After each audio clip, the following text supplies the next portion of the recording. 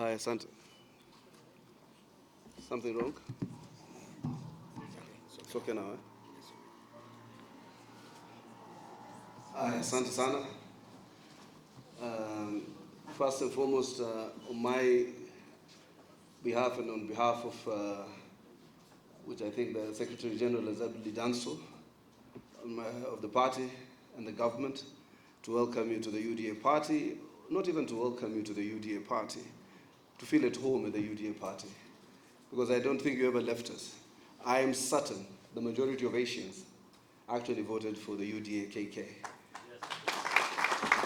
How I know that? I was a candidate myself in a very hostile ODM zone in Mombasa for governor. And everywhere where the Asian community votes were in its majority, I and the president won those polling stations and polling centers. Arya, Patel Samaj, wherever we had votes. So the Asian community is a part of the change process. And I was actually listening in when I was coming here. I'm a member of the East African Legislative Assembly, so I represent Kenya in Yala, and I'm also the chair of the chapter of the East African Legislative Assembly. So I had a meeting at the ministry, which took me slightly longer, but I had promised my brother Malala that I said I feel so part of the Asian community that I must come. Because I was in a school in Mombasa Primary, where every other student in the majority were Asians. But I asked myself, where are all my classmates? Somewhere they have just vaporized. I asked myself, where are all these names of youngsters who were some of the most brilliant students that I was with in Mombasa Primary? And I just can't locate many of them. So I don't know where they went to, because they were also students of excellence. So that's part of nationhood. When I briefly joined the armed forces. When I joined the armed forces in the Air Force, I saw a brigadier who was of the Asian community. There was Brigadier Bart, Julie Bart, died. And he used to put, I think it's him or one of the brigadiers used to put on his turban and still have the army or the colonel insignia on his turban. I remember when I was leaving the armed forces, my departure forms were signed by Brigadier Malik, who was of the Asian community. It is not true that the only concern of the Asian community is just about business. That cannot be real. You must get into the military. Yesterday, Nurdin Haji, the Somalis who were complaining about being minorities, are now leading very strategic institutions in this country. It is a question of deliberate action.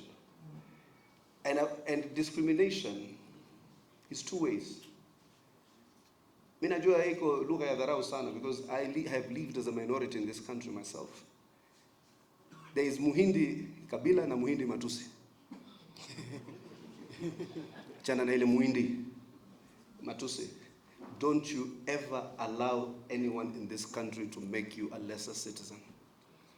Fight back. Ile Mswahili, iko Mswahili ya kabila na Mswahili ya dharau. Ukiitwa Mswahili ya dharau, mimi nobody katika hii nchi anaweza ni dharau mimi anymore. We have earned our rights. We fight in the political space. We are in the armed forces. We are in the economy. We are in security agencies. We are in the political party. I am the vice chairman, senior most from that area in terms of the party hierarchy. So it starts with you. Don't delude your sons and daughters that their only job is to become a businessman. Let them come into public service. There are a lot of business people, a lot of people from Mount Kenya are business people, but their kids are everywhere in public service. And it applies for many other communities. But if you are told, I see somebody becomes a doctor, starts selling sugar. Somebody becomes an engineer, the next thing his engineering degree from one of the finest universities in the world is put and is being told to run some family thing. Why can't they work in the public service? It's one of the very progressive ways to have your impact not only felt in the economic sphere, but in the social and political sphere. I used to see Asian men and women running for elective seats. I don't see them anymore. And some used to win. So I'm asking you that you need to make that deliberate action. Because if you build as a minority, then you also expand the other minorities into a majority. Because we can not always be, I keep telling my brother Malala, hatuwezi kuwa kila kadhi ni top up. We have the ability to play an active role in our politics. Finally, now that because most of the Asian communities are in the economy, those of you who know Raila Odinga, go and tell him, I have overheard some of your colleagues speaking, what we have done as UDA, as Kenya Kwanza government, is to put together one of the most robust, bold budget to ensure that we take away the losses and the mishaps that were occasioned by the handshake government. We are actually taking bold steps, courageous steps, remedial steps. This country would have sunk further had we allowed the level of debt, the level of indiscipline, the level of state capture, the level of business and exclusion. It almost has become a dynasty of one or two people.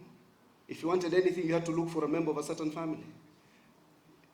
I heard some of you priding that you know Uhuru's cousin, you know Uhuru's niece.